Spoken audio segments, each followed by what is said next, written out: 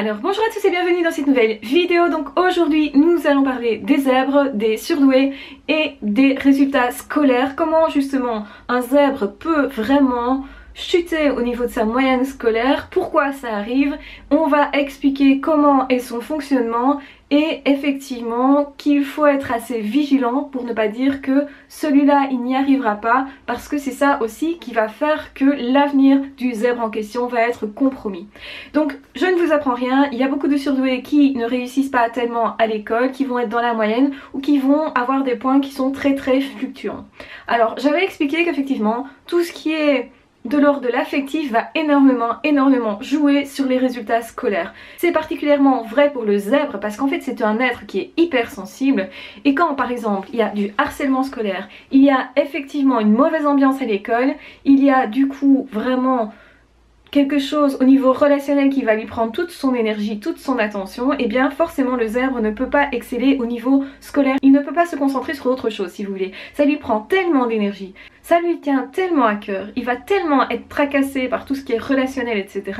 Il va aussi tellement entendre tout ce qui se passe dans la classe. Donc il est baigné dans un ensemble de stimuli qui provient des autres, et il va pouvoir interpréter toute une série de comportements, donc il reçoit beaucoup plus d'infos qu'une personne lambda, et donc ça veut dire que toutes ces infos là elles peuvent être traitées. Évidemment ça dépend toujours sur quoi il concentre son attention, mais dans le cas de harcèlement scolaire il est évident que le zèbre en question va concentrer son attention sur les autres, sur ce qu'ils font, sur les critiques, etc.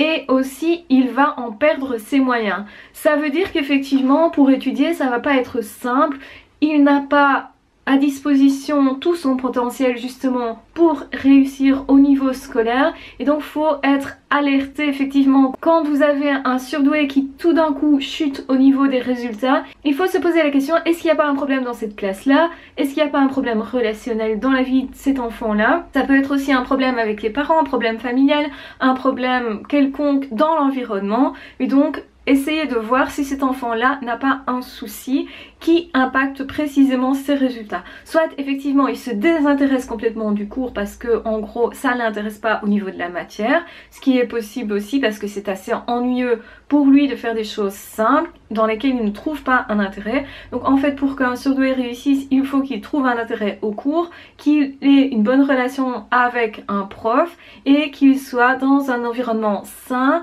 c'est-à-dire pas justement dans des conflits, ni d'ailleurs dans trop de bruit, trop de stimulation extérieure.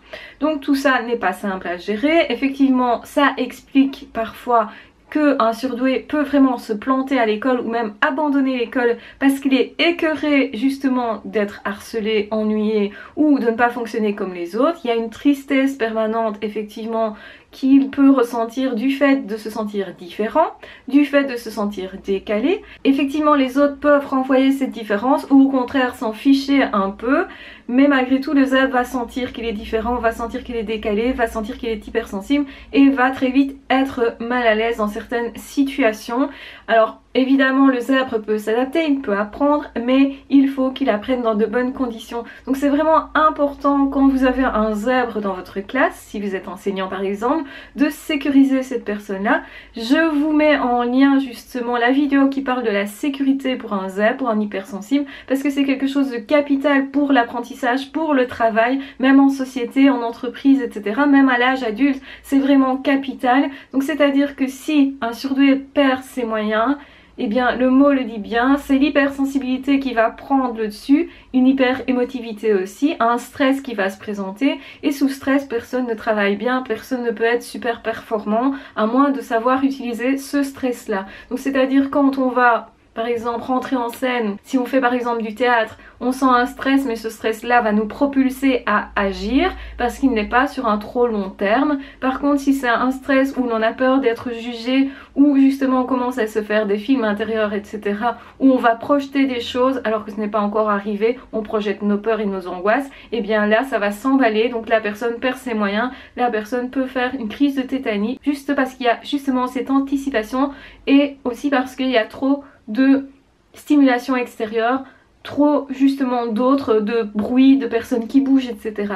Donc si vous voulez, un surdoué à certains moments quand il est stressé va essayer de maîtriser les autres, va essayer de maîtriser l'environnement, va essayer de maîtriser tous les gestes, les mouvements des autres, les dires des autres, etc.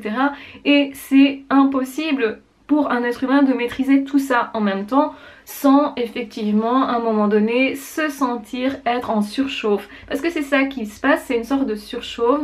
Dans ce cas-là, effectivement, le surdoué peut être spasmophile, donc faire des crises de spasmophilie, des crises d'angoisse, justement parce que c'est un signal qui montre qu'il essaye de maîtriser trop de choses en même temps et en fait que ça le dépasse, que ça déborde au niveau des capacités de ce qu'il peut réellement gérer. Donc effectivement, il capte beaucoup plus d'infos que la moyenne des autres personnes, mais en plus ces infos-là sont traitées simultanément, sont aussi mises en lien. Et le surdoué, ce n'est pas juste quelqu'un qui regarde ce qui est actuellement, mais il se projette aussi dans l'avenir et va projeter tous les possibles. Donc ça va beaucoup plus loin et au niveau affectif aussi. Donc c'est-à-dire c'est pas juste une intellectualisation, c'est pas juste tiens cet événement-là pourrait donner ceci comme résultat, c'est plutôt cet événement-là va provoquer chez moi telle ou telle émotion qui provoquera telle ou telle émotion chez l'autre, donc tel ou tel comportement, ce qui va reprovoquer telle ou telle émotion chez moi et ainsi de suite. Et donc ça va très loin, donc le surdoué est capable de se faire un film entier et c'est un petit peu, si vous voulez, comme si dans sa tête il était en train de visionner tout un film qui peut durer 2 heures par exemple en peu de temps, donc en accéléré il voit tout ça et forcément après il est fatigué, il se sent vidé de son énergie. Il s'est déconnecté aussi, donc potentiellement à ce moment-là il peut avoir perdu une série d'infos qui venaient du prof, qui venaient des cours, qu'il n'a pas pu mémoriser et retenir. Et en fait le surdoué il a l'habitude de se faire des films, de se projeter, etc. Il a pris cette habitude là généralement tout petit. Pourquoi? Parce qu'il s'ennuie au cours. Donc en fait pour ne pas s'ennuyer il a des stratégies, mais ces stratégies là sont malheureusement aussi celles qui va l'autoriser à rentrer dans un monde fantasmatique, à le couper des autres, à le couper de la réalité, à le distraire très certainement, et qui dit être distrait va aussi dire ne pas capter une série d'informations qui étaient du point de vue du prof utiles. Donc ça veut dire qu'un surdoué aura beaucoup cette remarque, soit il parle beaucoup avec ses camarades parce qu'il s'investit énormément au niveau relationnel, soit c'est un enfant qui va être effacé parce qu'il a peur des autres, peur éventuellement de participer parce qu'il n'a pas de confiance en lui, pas suffisamment, ou alors c'est un enfant aussi qui va être continuellement distrait, tout le temps en train de faire quelque chose d'autre, tout le temps en train de chipoter, tout le temps en train d'imaginer des choses, de regarder par la fenêtre, de dessiner, de faire peut-être quelque chose d'artistique justement, d'écouter de la musique, de regarder son GSM, enfin des choses comme ça qui vont le distraire, qui vont en fait lui permettre de remplir sa journée parce qu'il a besoin de plus de stimulation, donc il va aller chercher, il va se stimuler lui-même pour ne pas déranger le cours, déranger le prof, etc. Mais les profs auront tendance à se dire celui-là il fout rien, regarde son GSM, il ennuie les autres, il chipote sur sa chaise, il tient pas en place. Donc il faut faire attention aussi que parfois on peut dire que cet enfant est surexcité alors que pas du tout. Cet enfant-là va se stimuler lui-même, mais en fait pour pouvoir gérer ce moment d'attente qui est la classe, ce passage à vide pour lui où il ne se passe rien en tout cas d'intéressant ou suffisamment compliqué ou suffisamment émotionnel aussi. Donc c'est à dire que pour intéresser plus un surdoué, mettez plus d'émotions et là vous accrocherez beaucoup plus son attention. Donc c'est un besoin non pas seulement de vitesse, de plus d'infos, etc. Parce que si on lui donne plus d'infos mais des infos creuses, ça va pas l'intéresser, donc ça va pas en fait parvenir à faire en sorte qu'il accroche au cours en question et qu'il ait des meilleurs résultats. Mais si par exemple vous remplissez vos cours de plus d'anecdotes avec des affects, avec justement des histoires personnelles, ils sont très impactés si vous voulez par les expériences de vie, par la joie partagée, par justement des émotions positives, même des souffrances. Ils peuvent aussi prendre de plein fouet une souffrance d'un autre dans la classe ou la souffrance du professeur. Il va voir directement si le professeur est déprimé, n'a pas envie de donner cours, il va le sentir, il va le voir directement. Le prof ne peut pas cacher ça à son élève qui est surdoué parce qu'il est hypersensible et parce que donc non seulement il le sent mais en plus il y a son empathie qui va faire qu'il va se mettre à la place de l'autre, qui va imaginer la situation de l'autre, qui va imaginer aussi tous les possibles et peut-être qu'il va arriver vers vous en essayant d'apporter une solution qui peut être de l'attention, de l'affection particulière. Donc ça, c'est assez spécifique des surdoués. C'est aussi une façon de les repérer. Les surdoués qui tout d'un coup prennent sur eux les problèmes des adultes, des profs, des camarades, qui deviennent justiciers, défenseurs, qui va aider les autres, etc. C'est vraiment un comportement qu'on va voir habituellement, et donc forcément le temps qu'ils font ça, et bien forcément ils ne retiennent pas leurs cours, ils ne passent pas du temps aux études, etc. Ils peuvent par exemple passer leur temps à régler le problème de leur voisin, leur pote qu'ils aiment particulièrement, mais ça leur prend tellement d'énergie, d'attention, etc. Ils vont être tellement concentrés là-dessus parce qu'ils vont y donner vraiment toute leur attention, tout leur cœur, toute leur énergie, et bien du coup ils ne sauront plus suivre les cours, etc. Et vous avez ce problème aussi quand un surdoué est amoureux, que ce soit un garçon, que ce soit une fille, ça va faire la même chose, c'est-à-dire que toute l'attention va être concentrée sur cette personne et donc ils peuvent décrocher du cours à cause de ça. Donc il faut voir un petit peu quand il y a des baisses de résultats scolaires, se poser la question, est-ce qu'il y a du harcèlement, est-ce que le cours est trop routinier, trop répétitif, ne contenant pas assez d'affect en fait et d'intérêt pour la personne.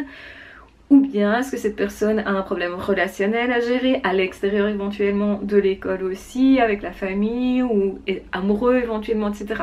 Qu'est-ce qui va faire que ces résultats diminuent, que cette attention n'est plus là? Donc attention de ne pas trop vite poser un diagnostic de problème d'attention justement. Le surdoué n'a pas du tout un problème d'attention, il déplace son attention sur autre chose, ce qui n'est pas la même chose. Il est capable de se concentrer sur plein de choses, donc ça il faut vérifier. Est-ce que par exemple quand il est dans sa passion, est-ce qu'il peut rester concentré X temps? Dans ce cas là il n'y a pas de problème d'attention, hein. Il y a juste un problème d'intérêt. C'est pas la même chose, donc il n'est pas intéressé par le cours, il n'est pas intéressé par la manière peut-être dont on va lui aborder tel ou tel sujet. Donc il n'est peut-être pas intéressé non plus de répéter inlassablement la même chose, ou justement il n'est pas intéressé peut-être d'apprendre cette chose-là particulièrement, mais peut-être qu'en lui donnant le pourquoi on fait ça, à quoi ça va lui servir plus tard, etc. et bien là vous allez avoir beaucoup plus son attention. En tout cas, j'espère que cette vidéo vous aura aidé, qu'elle vous aura permis de mieux repérer les surdoués si vous êtes enseignant et que vous en avez dans votre classe, aussi de mieux comprendre l'impact de l'émotivité, de l'hyperaffectivité, de la surstimulation sur le travail du surdoué, qu'il soit d'ailleurs élève ou qu'il soit d'ailleurs adulte, parce que ça joue aussi dans l'entreprise. De toute façon, je vous embrasse très fort. N'hésitez pas à partager cette vidéo si vous pensez qu'elle peut être utile à quelqu'un. N'hésitez pas à liker, à vous abonner si ce n'est pas déjà fait, et à commenter également. De toute façon, on se retrouve très vite dans d'autres vidéos ou dans d'autres podcasts. Ah, ciao, bye bye!